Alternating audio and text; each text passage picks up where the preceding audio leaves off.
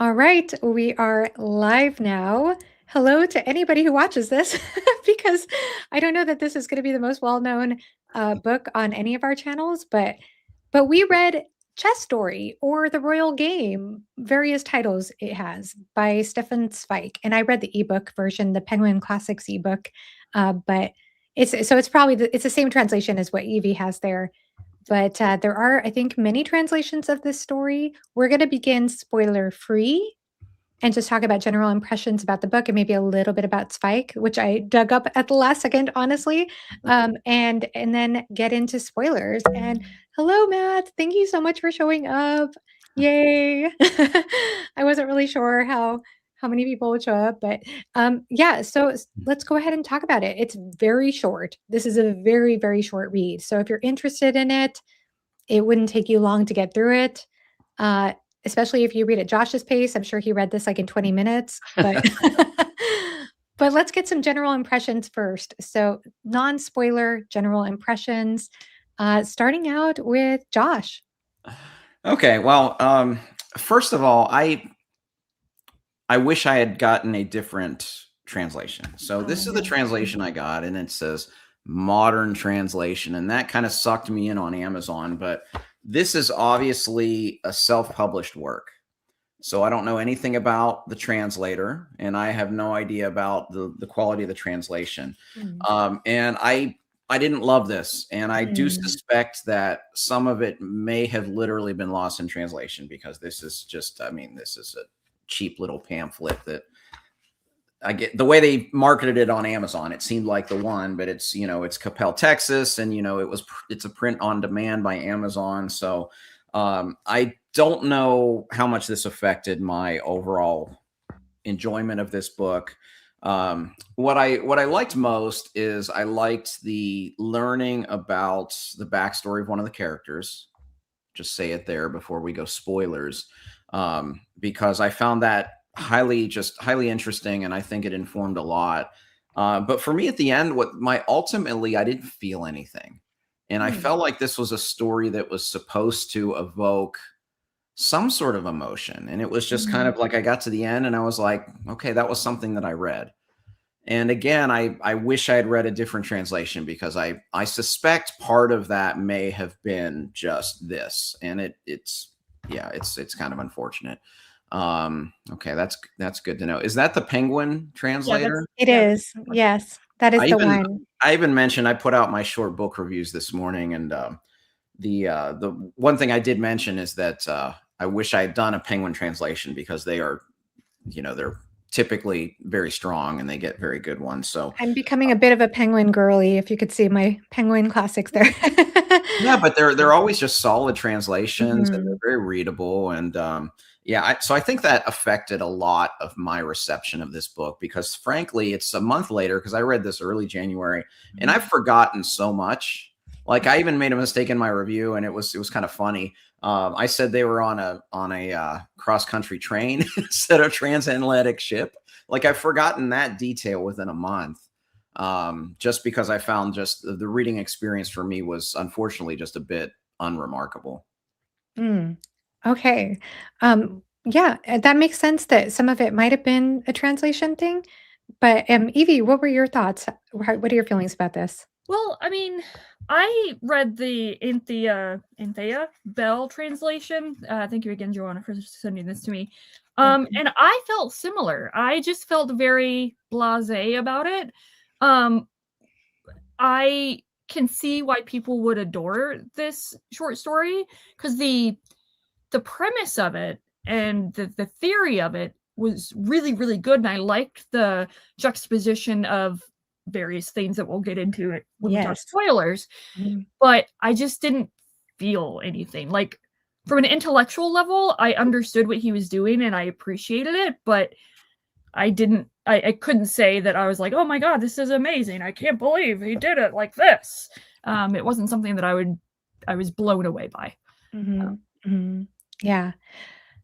So I appreciate hearing your thoughts. And I got the impression that you two had a similar experience based on what you two shared in the Fireside Discord. Like, both of you were like very meh about the ending.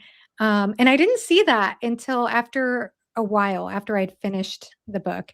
And I'll say I had a very different experience than both of you because Good. I really okay, so for one thing, I'll say I I liked the book quite a bit. I liked the story, and I did take my time reading it, even though it's very short. And I liked it, but I wasn't feeling like blown away by it. Um, but I was gripped. I was engaged with the story. And then I got to the end, and then the more I sat with it, and the more I reflected on it, the more I loved I think I could actually say I loved it.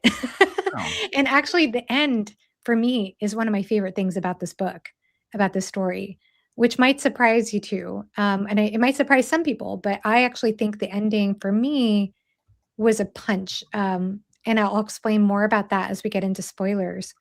But before we get into spoilers, we'll just first give some information about Zweig because I I am at fault here.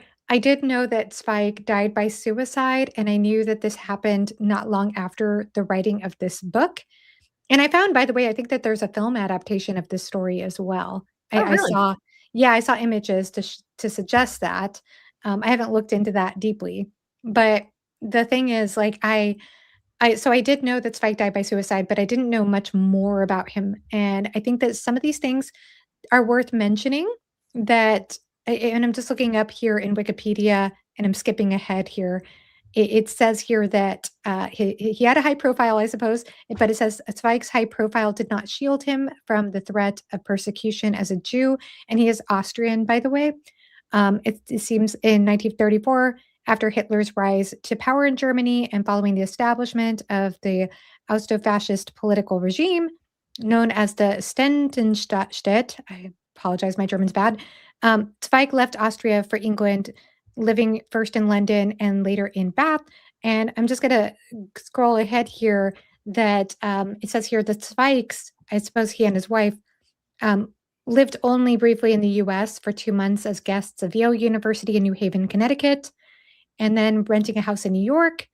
And it says here that they moved around a lot. I'm just going to skip ahead here, but basically, he ended up writing a letter about his increasing depression about the situation in Europe at the time.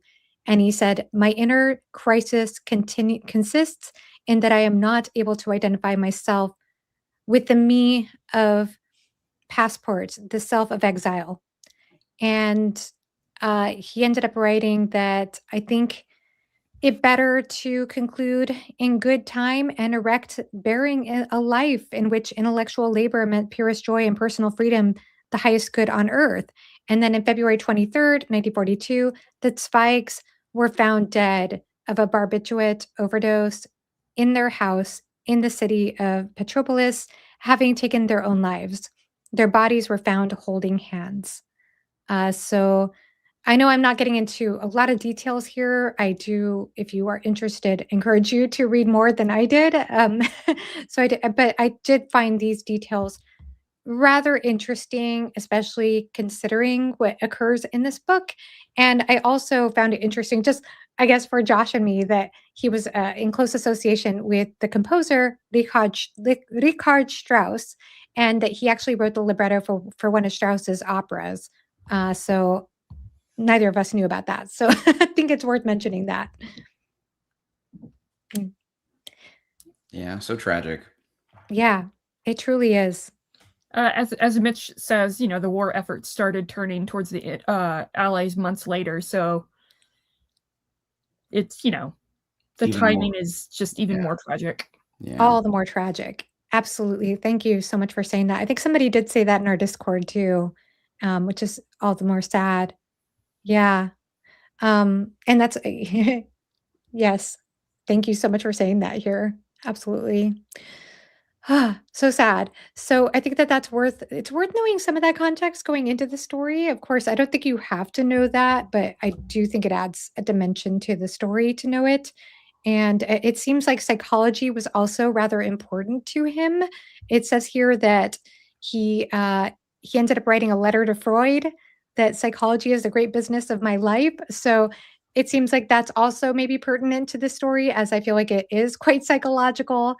And I guess before we go into spoilers, I'll ask Josh and Evie, have either of you played chess? Very, not even really in passing. Like, I'm terrible at chess. So, but I did play very rarely with my dad. So, Yeah, I played a bit in high school, but yeah, nothing much in the last few decades. And I know chess is kind of, there's a resurgence because there was a show on Netflix or something that chess was very prevalent, but yeah, not enough to be really into the different things they were talking about with the game. I don't know enough of chess to maybe appreciate, you know, the finer points that he was bringing up. That's the Queen's Gambit, I think is what you're thinking of? Oh, that's it. Yeah, yeah. And am I mistaken? Was that written by Walter Tevis. Walter Oh. Travis? Yeah, the author of Travis, yep. Mockingbird. Yep. Okay, wow. Yeah, fun Did fact not know there. that. I really love the Queen's Gambit.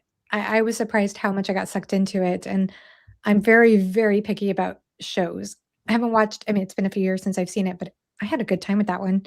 And I have played a little bit of chess. I am not good at it. I don't consider myself good at chess, though I won the last time I played, I think, but it's been a while. I'm But not I good at did. chess, but I won. I did. Okay. I'm going to go off on a tangent here. At the time, I was dating a guy, and we played a chess match against each other, and he beat me, and I was like, "Oh, darn." He's like, "Oh, don't feel too bad. You know, you're trying really hard or whatever." And then we played a rematch, and I beat him, and I was like, "Yay!" And he was so mad. So I felt like, yeah, it was funny. It was kind of funny how patronizing he was when I lost, and how differently he felt when I won. But Interesting. yeah, it was an interesting time. But going on from there, chess story. And there, I guess we could say really quickly, this is told by a nameless narrator. And I don't know what it is. If you all watched my last wrap up, I read 3 books by nameless narrator, told Yeah. with nameless narrators. And I read several books last year with nameless narrators. I don't know what it is, but I seem to be drawn to books or stories with nameless narrators. It's a very odd thing. I don't know, but the device worked well for me. There's a nameless narrator. We are on a boat from New York to Buenos Aires. And on this trip, we learn that there's a chess champion aboard, and this person wants, this nameless narrator and some other folk on the ship learn about this and want to meet him. And then I would say there is a bit of a narrative turn in the story. And yes, chess is involved, and there is so much more involved as well, going into psychology. So I think I'm going to leave it at that for the non-spoiler section. Is there anything else you two want to say non-spoiler wise? I mean, it's so short. I feel like if I say anything else more than what I've already said, it would spoil stuff. So That's true. Yeah. Okay. So No, 'cause here's your. I think the narrative turn is where, for me, the story was the most interesting. Yeah, that's understandable. So I think, and I'll highlight Matt's comment here. I think if you like this, you may like When We Cease to Understand the World by Benjamin Labatut. Thank Yeah. you. Yeah. Okay. Thank you. I have not heard. I love Matt's recommendations because he always talks about books that I feel like I should know about that I don't know about. So thank you for that recommendation, Matt. You know, it's interesting because I just read The Kreutzer Sonata by Leo Tolstoy, and that is also told by a nameless narrator, by the way. And it's also a fairly short novel, novella, or short story, whichever one you want to consider it. And I am not exactly like Tolstoy, but there were parts of this that gave me that vibe of reading Tolstoy somehow. So I don't know, maybe that's the closest thing I can compare it to for a comp title. But yeah, I appreciate the comp title there, Matt. So thank you. All right. From here, we are going into spoilers. So it's hard. It's a short book. If you haven't read it, please pick it up if you want to. And spoilers. All right, so where shall we begin? So I guess we could first begin with the fact that we have this nameless narrator. We find out about the chess champion, Zentovic. If I'm saying the name correctly, correct me, please, because my pronunciations are terrible. And we learn that Zentovic was an orphan at the age of 12. And I think he's somewhat of a savant character. He's notably not intelligent and struggles with reading, writing, and math skills. He's taken in by a charitable priest, but they find that an education seems lost on this guy. Like, he not only seems incompetent when it comes to studying anything, but he also seems to have somewhat of an apathetic disposition, was what they seem to observe in him. And then one day he's watching a chess match and he seems to figure it out and show that he has some mad skills at chess. One thing that's really fascinating about this character, by the way, is that he seems to have aphantasia, which means he's not able to visualize things in his mind. Kind of like some of us who read, some of us are able to visualize what we read and some of us can't. He is unable to visualize whatsoever. Josh is raising his hand. Yes, he's unable to visualize whatsoever. And it's really interesting because I'm a firm believer, and of course we have evidence here, that you can have aphantasia and still thoroughly love and be immersed in a story when you read. And you could also have visualization skills and enjoy books in that way too. But when it comes to chess, most skills when it comes to chess revolve around having the capacity to visualize the board and your opponent's next step. This is what came to me when I watched the Queen's Gambit. So maybe I'm totally wrong and somebody can correct me. But I feel like so much of the skill is based on that ability to visualize and to see ahead for strategizing. Yeah. And so it was quite notable that he became the reigning world champion and he wasn't able to visualize. Did anybody, to either of you want to add anything about that character? Well, not necessarily about the character specifically, but alluding to what I mentioned before of just the structure of it all, of what Zweig was writing, and the intellectual exercise he was doing of juxtaposing. How do you say his name again? Stefan, whatever his name. The guy who can play chess with a physical board in front of him. The juxtaposition of his character with our other character who literally only visualizes. Yes, I was going to get there. But yes, I it's funny you say that, Evie, because that's exactly what I wrote in my handwritten review. Yeah, go on. Yeah. I thought that was the thing that was most. That's the thing that I really appreciated, is just the juxtaposition of these two characters, where you have this person who is so physical that they can't visualize or they can't anticipate, they can't imagine. And we have this other character who imagines entirely through circumstances because he's forced to. And when he's faced with the physicality of this chessboard, he's overwhelmed, and that triggers his kind of reversion back into this obsession. So I agree with you. That I actually wrote that down too. So I'm with you. And that's actually why I wore the black and white. Not only because it's like represents the chessboard, but I feel like the chessboard is almost symbolic of that, because you have the black and white. And I feel like that is that kind of contrast in characterization that you get in this story, in multiple ways, by the way, which I'll get into. But Josh, your thoughts though on this first character and it's the only one. And by the way, it's interesting because we get his name. Actually, we get his full name, which is Mirko Sendovic, whereas the other guy is just known as Dr. B. But any thoughts about Sendovic? I know that this was maybe the less compelling part of the story for you, but it was. But I thought as a character, especially knowing it was written in the 40s, it seemed like he really portrayed the savant nature of him very, very well, because you could see that the interactions on the ship in particular, he was kind of very brusque and just did not really have much interpersonal skills with the people.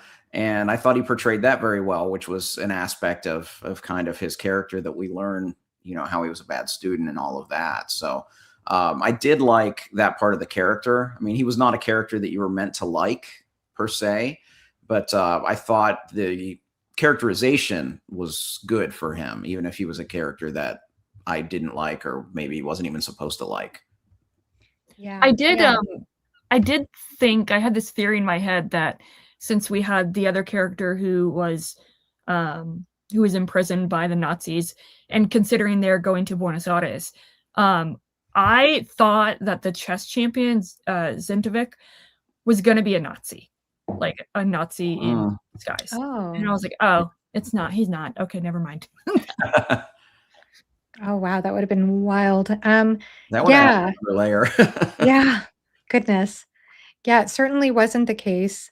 And I think the way we're introduced to this character is interesting because, like I said, initially he's described as having almost an apathetic disposition. Whether he really is apathetic or maybe that's just his lack of social awareness or How I skill. read it. Yeah. Yeah, I think that very much could have been the case. Because then once he is found to be a genius when it comes to chess, he right away is given like career deals. It seems like he's given Yeah. commercial deals and sponsors, and he takes advantage of it and portrays himself to be far more intelligent than he actually is. and he seems to the way our narrator describes him seems to succumb to pride and greed and all is quite standoffish and arrogant in is how he comes across. Yeah. Especially when there's this other character who's on the ship, and I'm failing to remember his name. This engineer character. Maybe I wrote it down. Oh, Mr. McConnor. There's a Mr. McConnor who is bold enough to invite him to a chess match. It's like, oh, I want to play the world champion. He's on this boat. Let's do it. And he's only willing to do it for the cost of what, $250? Yeah. Yeah. Which And for back then is a crazy amount of money. Yeah. I thought it was really funny, the way in which our unnamed narrator was trying to draw the chess champion out by just like playing chess and like having it set out on a board to just try and draw him out into a game. I thought that was pretty funny. It was funny. Yeah. No, I agree with you. I thought it really interesting too, just because it shows, this was in the 40s or whatever, how like everybody on the ship, they all knew how to play chess and they were, conferring when they were playing him and everything. And like, if you did that now, like nobody would know what to do. It's like how society has changed. That was a big part of kind of like, I guess, everybody played chess at the time. So at least it seemed like it in this story. Yeah, it makes you wonder about that. Maybe that was a bigger thing at the time. I want to say the Queen's Gambit takes place at a similar time. I could be wrong about that. Just visually, it looks like it does. So yeah, Mm. yeah, it might be the 60s. I could be wrong though. Yeah, so I think it's interesting too to consider how important, what a big deal chess was at the time. So much so that people want the reigning chess champion to be the seller of products for commercials or whatever. Yeah. So, and that everyday people are excited about this chess champion being on board. Yeah, just champion with celebrity status. Yeah. That's something that's foreign now. We can name Gary Kasparov as probably the only chess person any of us know, but yeah. I don't even know who that is. So, I was thinking more like Tiger Woods if we had a mini golf course on a yacht or something. Yeah, it's something like that. It's such a big deal. So yeah, really well noted about that. And then we go into the match. And he easily wins the first game. And then McConnor challenges him to a second game, to a rematch. And I was surprised he consented to that. He said, oh, yes, of course. They start the rematch, and that's when this mysterious figure comes and starts saying, no, don't do that. Do this instead. So he talks about these other moves to outsmart Centovig. And it works. It works. And, oh, you're muted. No, I was just talking to my husband. Oh, okay. Yeah.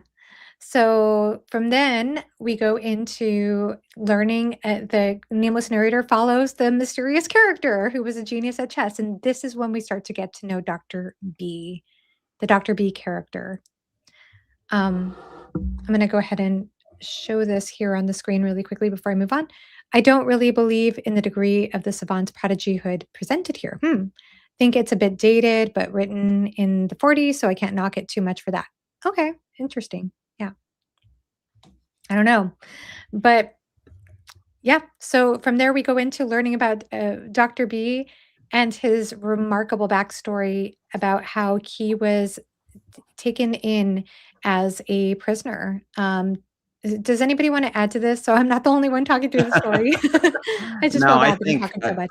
for me that was the best part of the story, was hearing his experience as a prisoner, and then when he discovers this book on chess and starts to devour it and starts to repeatedly learn from it. That's when for me it started to get really interesting. It reminded me of a story I had heard about a man who, the day when I got out of prison, went to the golf course and shot like a really great score or something, and someone's like, well, how often do you play? And he said, I haven't played in 30 years, but I've thought about playing every day for the last 30 years. Just like the power of visualization. Yeah. And I found that very, very interesting. Mhm. But again, part of it is like, I don't know a lot about chess, so I don't know if this is realistic. Like, you can continually read the books and all of these strategies, and you're able to become this good at this. I don't know how true that is or not, but for me, this was the best stretch of the book. I thought I really enjoyed reading about this backstory and just seeing what shaped this mysterious character who all of a sudden has all these great moves when they're playing, the best in the world. Well, I think it's worth noting that it's a very unique situation that wouldn't necessarily produce the most ordinary results, because with Dr. Mhm. B, him being taken in prisoner, it wasn't like he was taken to a concentration camp, and he explained this. It was a different type of torture in which he is kept Isolated. alone in a room. Go ahead. He's isolated. He's isolated. Yes. Yeah. Yeah. He's isolated. He's isolated with nothing but, I guess, a bed, and he Not has a even a window that's window outside. barred. He Sorry? didn't even have the window outside because it was so barred, right? Yeah, it was barred. He had a barred window is what I understand. Yeah. Yeah. He wasn't even allowed to know what time it was. He didn't even have a pencil at hand, nothing to read. So he was utterly void of intellectual stimulation and nothingness, and just this void and this silence. And he was occasionally brought from the room into an interrogation place. Like, he was kept in a waiting room that then went into another room where he would be interrogated so that he could give away the knowledge that he had that, I guess, would be informative for the enemy side. Yeah. So, Yeah, the descriptions of the interrogations and how they would keep him waiting for long periods of time as a form of interrogation, like Mhm. and mental like anguish, Mhm. and mental what's the word? Just psychological, like, messing with him. So they would keep them there for like hours and then boom, let him in. But I don't know what this says about me, but the point at which I was really, really, really invested, or that I really liked, was just his descriptions of him playing the chess games against himself, Yes. and how it was a logical, what do you say, logical absurdity to try playing against yourself. Yeah. He says something like that. I had that quote up as well. He says, "Wanting to play chess against yourself is a paradox like jumping over your own shadow." Yeah. And so yes, he was in these very unique I think it's because of the unique situation in which he had no intellectual stimulation. They were trying to break him down. It was their way to try to break him down so that he would reveal everything. And the challenge for him was that he had certain information that they wanted and that he was trying to keep secret based on his family and their business. And he did not know how much they knew. He had no idea how much the enemy knew, and so or how much was revealed through the people he knew. Yeah. So they were trying to trick him into revealing those things, and he didn't know, because he was kept in this hard place where he was trying to figure out what he could say, what he couldn't say, and then at the same time, yeah, they're trying to break him down with this horrific type of torture, is how he describes it.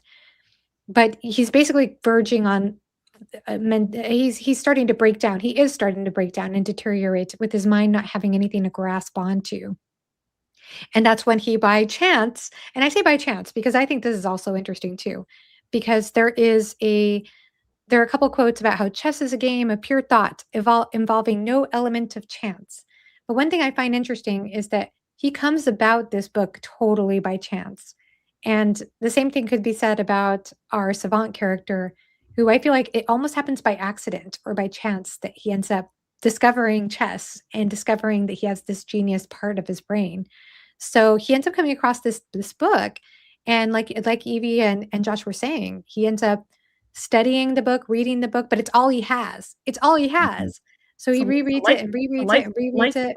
Type situation. It's his only form of escape. So yeah. And he starts to replay the game in terms of like getting one of the sheets of paper, tearing it up, putting dust on some pieces to make it look like they're the black chess pieces, and then using his checkerboard blanket, which by chance he has a checkerboard blanket.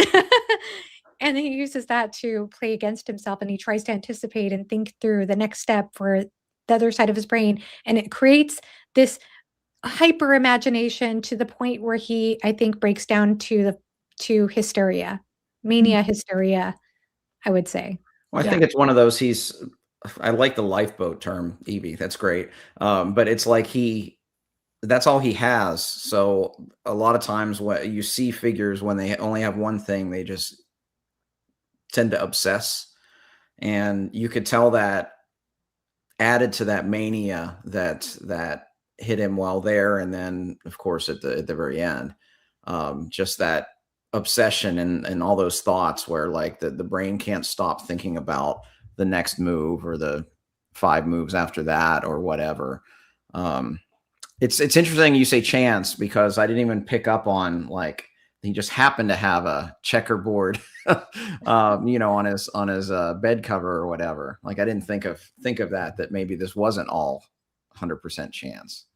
Yeah, I do think it's interesting how like him playing chess, whether it be on the checkerboard blanket or anything like that, even finding the book, it does 3 things simultaneously. It's his escapism and lifeboat from the interrogation and isolation, essentially torture that he's under, but also it gives him the more he dives into chess, the more he is not able, or he's not able, the more he cannot even divulge any information to the Nazis that he was afraid of giving.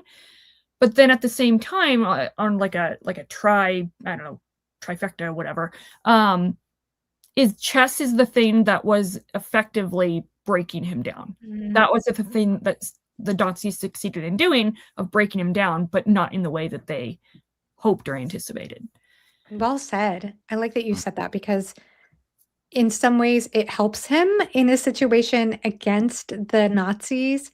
And on the other, and like I think you said it perfectly, actually, that is that escapism that his brain needs to fix on something. It gives him something to fixate his brain on, which is that lifeboat idea.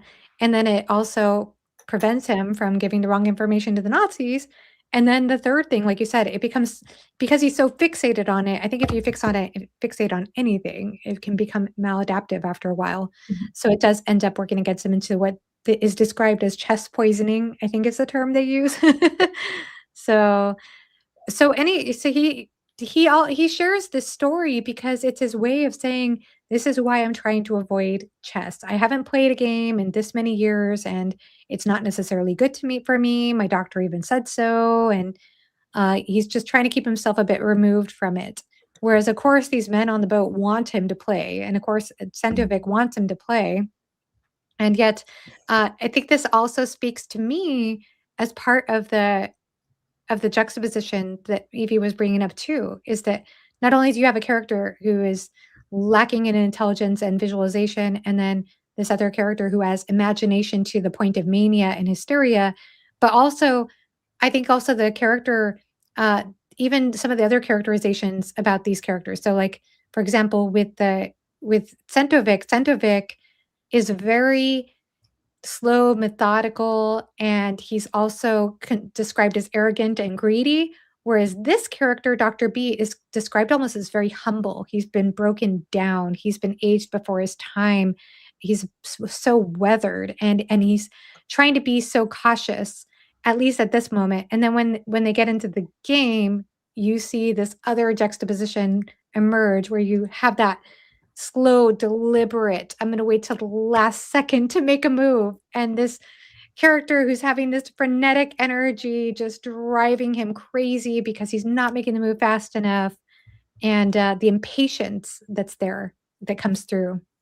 That was So I like that part of it because I've, not knowing much about chess or even watching people play, that there would be different styles of how to play. And you see that with their personalities, the champion who's Mr. Methodical, and then you see this the Dr. B who's just, quick, will you go? And it was almost like after the first match, the Centovic was just saying, okay, I think this is a way where psychologically I can get my edge, where I'm just going to wait and I'm going to delay and I'm going to delay.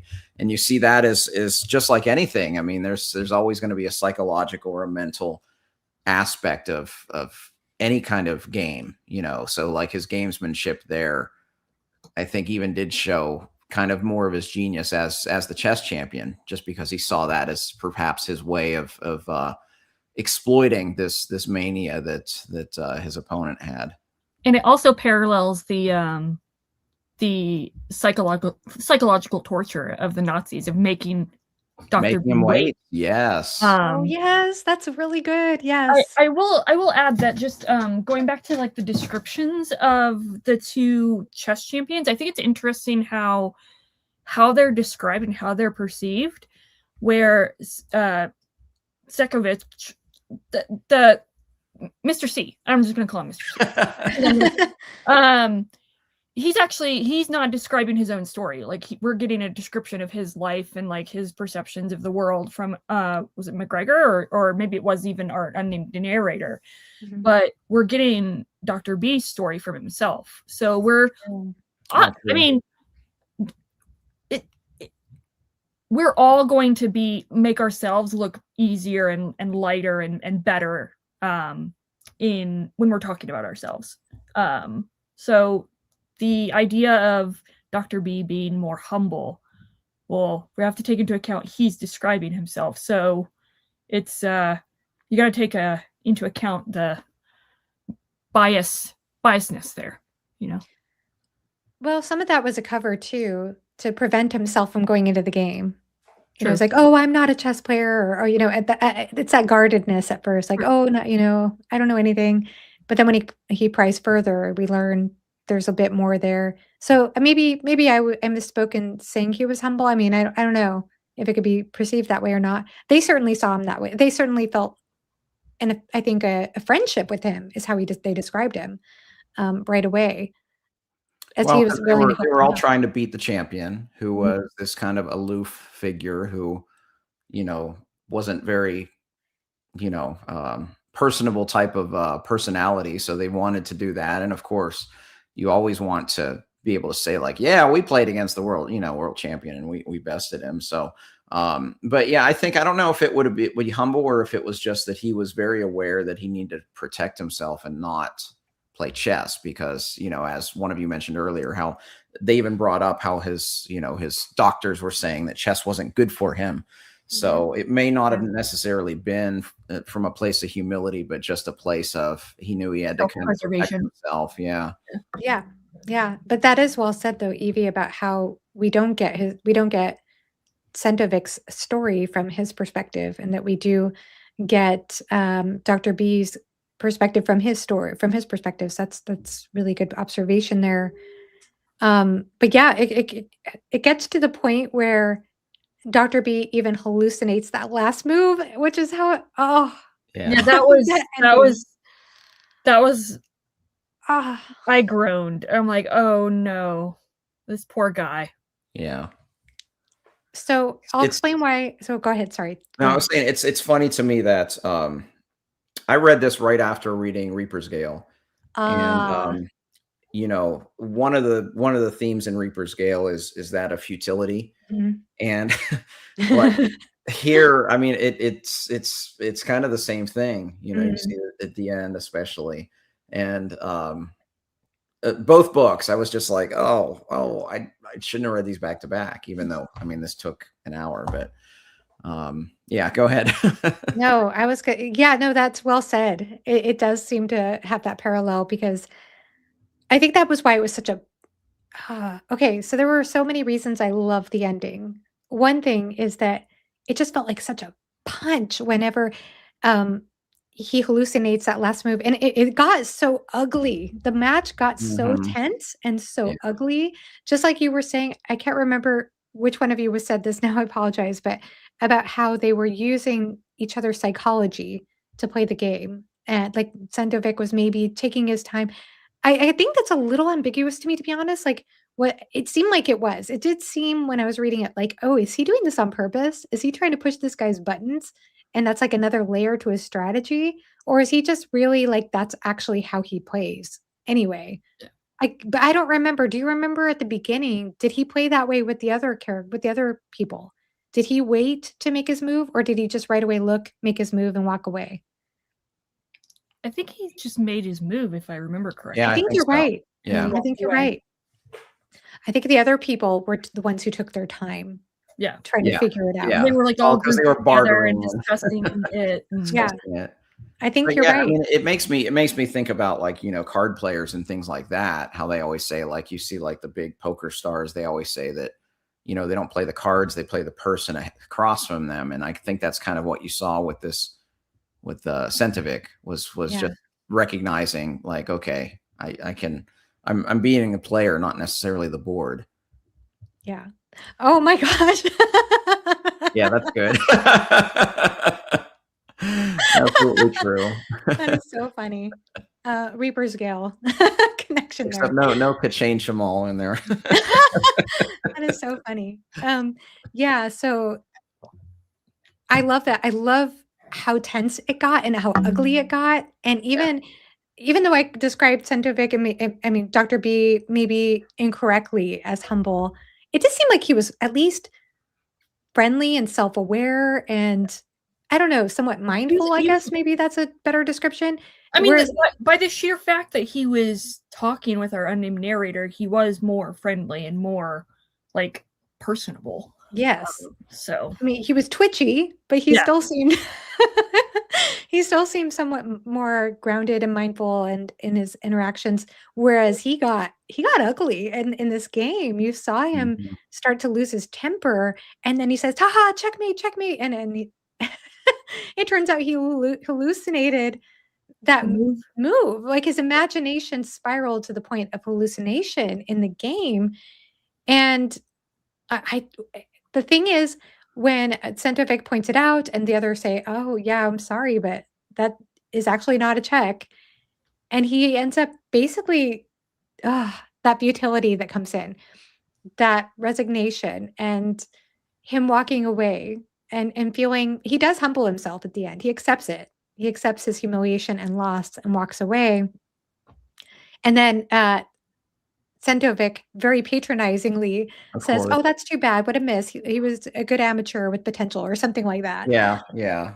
Um, I loved it because for so many reasons, and I think one of the big reasons I love that ending is because this is this is a game. This is a game, Yeah. and yet it feels so much more than a game at that point because of everything we know that this character has been through and how chess was his survival, his lifeboat, as Evie put it. It was so essential to his survival, even though it became, like I said, maladaptive, and we talked about that. It felt like it was so much more than a game to me at that point. And then when it's like over and it's like, "Oh, well, you're wrong and you lost," and he walks away, I'm like, ah. It was such a gut punch, and it just felt like, adding to the wound whenever, Sentovic makes that extremely patronizing remark.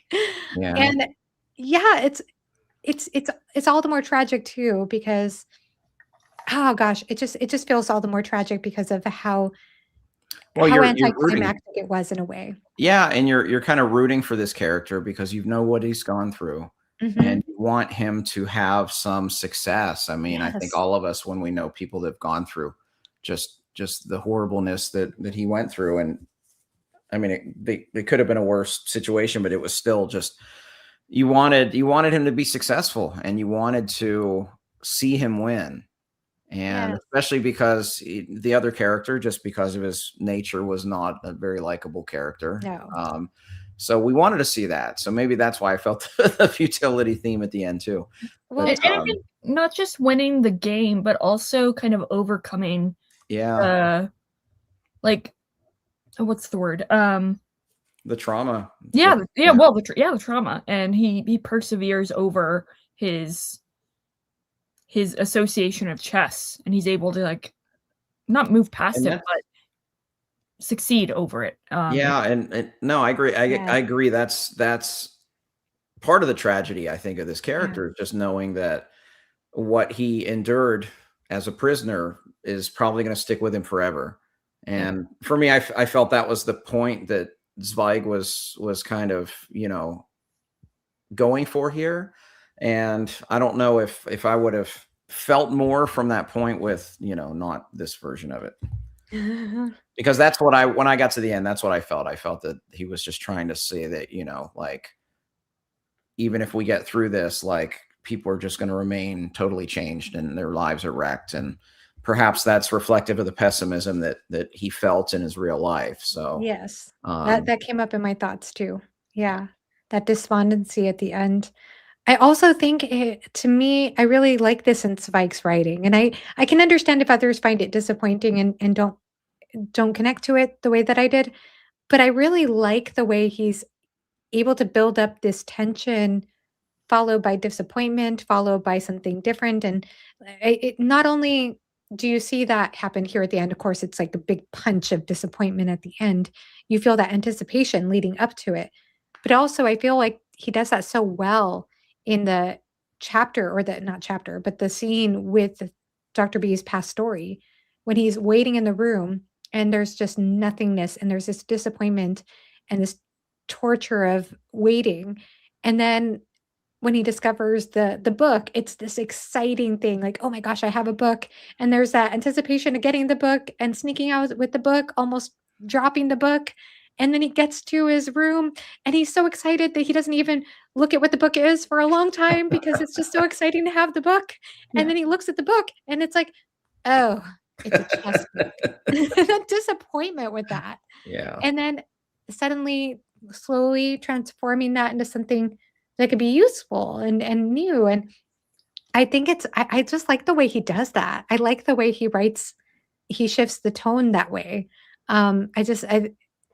I appreciated that, but yeah, I found that ending so haunting for me. It just lingered with me. So yeah, I think like I said, the more when I was reading the book, I liked it, and I didn't feel like I loved it when I was reading it. I was like, yeah, this is interesting. This is interesting. And then the more I thought about it, the more I was like, whoa, I really, really like this story. And I know somebody in our Discord said that they reread it and that they loved it so much more on a reread. So I do wonder if that's possible as well. I don't know. I think for me, for sure, because of this. Oh, yeah. I'm sorry about that. I would have sent you a copy too, but you already got yours. But This is why we don't trust Amazon, Josh. Yeah, absolutely not. Or just try to trust Penguin if you can. I mean, I read the Kreutzer Sonata, which was a Penguin classic, recently, but I read the ebook again because I couldn't find a Penguin classic hard copy of it. So it's the challenge of that. Yeah. It's probably out there somewhere. I just maybe didn't search well enough. I don't know. Yeah. All right. So I guess I've said pretty much, I think, what I want to say about that. I do think that chance element, again, is really interesting, as that's mentioned a few times in the book. I'm trying to think if there's something else I could say about it.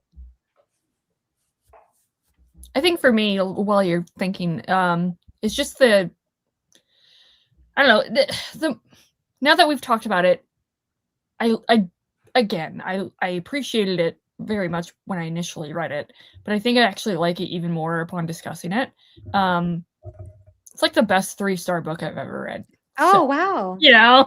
That's a positive. Yeah. But again, from the get-go, the intentionality there and the kind of the intellectual exercise of this juxtaposition of figures and ideas and the way that they play chess.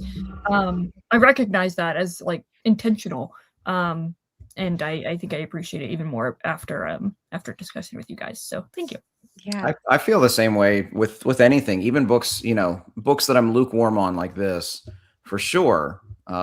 Often will make me feel more positively, but even books I love, just hearing different thoughts and different perspectives and learning about things you might have missed, or other things that are maybe more ambiguous in a text that you can kind of discuss with people. For me, it always enriches my reading experience. So for that, even though, this is going to half price books like tomorrow. I kept it just to be able to have it for the my wrap up and the chat here. So yeah. Oh, I found one quote that was interesting from the beginning that I highlighted. It says, "I knew the mysterious attraction of the royal game, the only game ever devised by mankind that rises magnificently above the tyranny of chance, awarding the palm of victory solely to the mind, or rather to a certain kind of mental gift. And are we not guilty of offensive disparagement in calling chess a game? It is not. It is also a science and an art." Goes on from there, but I think there's so much said about is this just a game?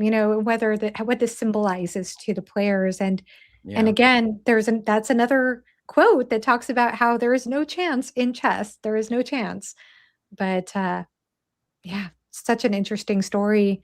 I certainly would. How about this? Would you two read another story by Zweig after this? Oh, for sure. It's rare that I won't give an author two chances. Yeah. And again, I'm a little more than lukewarm now, having talked about it for a little bit. So I'd definitely, be open to it. Yeah. Yeah, Well, me too. cool. Well, this was fun talking about this with you all, and I'm just more than thrilled or delighted that even though it was a very mid 3-star read for both of you, that it rose to a higher 3-star read after this discussion. So that's always a good sign. Yeah. Absolutely. Thanks for hosting. And You're not gonna welcome. lie, I'm surprised that we got to almost an hour of a discussion on this very short book. I'm sure there's more that could be unpacked in it, but yeah, I thought it was interesting. Also, just interesting too about how this happened to this person, and it just makes me wonder about true events like this, like paralleling real life events at the time. So yeah, interesting. All right. Well, thank you both for joining me for this live discussion of Chess Story. Thank you to everyone in the comment section for coming and commenting, and any of you who are watching this live now or on the replay. We appreciate you so much, and thank you so much. Have a great rest of your day. Bye-bye.